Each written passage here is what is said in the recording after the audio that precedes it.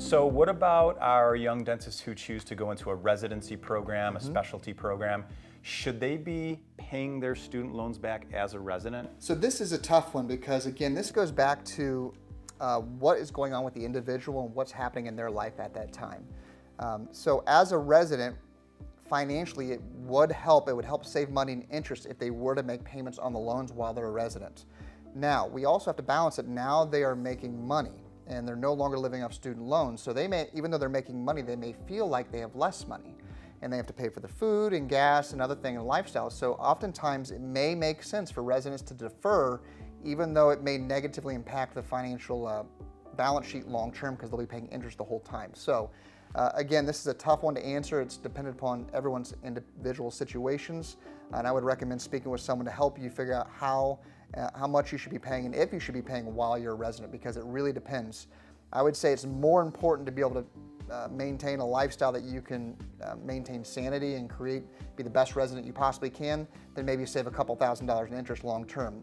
The one thing I would like to add, David, is that while it may cost you thousands of dollars in interest by not paying any of the interest back while you're a student or a resident, I don't think it's going to matter 30 to 40 years down the road. If they do a good job and they have $5 to $10 million of retirement, they're not going to go back and go, oh, I wish I would have paid that interest back as a resident. Yeah, true story. So I'm going to chase a little bit of the squirrel, but it's Okay. kind of related here.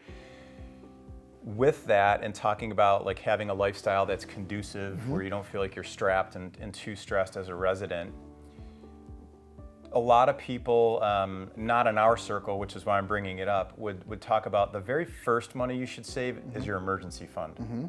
You believe that to be true? Absolutely. The pay yourself analogy, yes. The amount of money that we believe in a few different priorities and philosophies. So one, it's protection and savings first and foremost. So before residents, new practitioners, and even students for that matter are going out there and paying down their student loans, you know, I have a lot of people talking to me about, oh, should I do a Roth IRA before I start making the big bucks because I won't be able to do it then?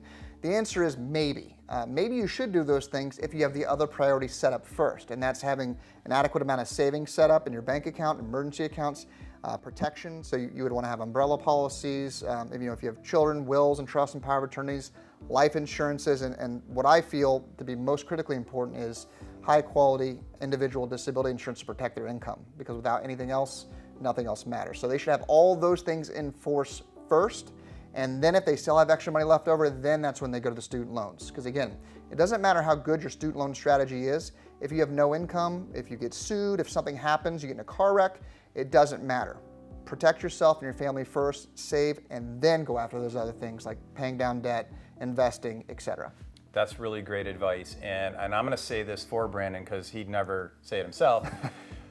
Great financial advisors, strategists are going to look out for your best interest. They know that you are your own best investment. And just like Brandon said, protecting yourself and your family, number one. Paying your student loans, investments, number two. So I had to do it. Yep. Nope. It's so critical because we have so many people who come in front of us and everybody's trying to make a living, and I get it, but you have to protect yourself first. Now, priorities are very important. You want to protect yourself, protect your income, protect your family, and then everything else comes secondarily. I like it. I like it.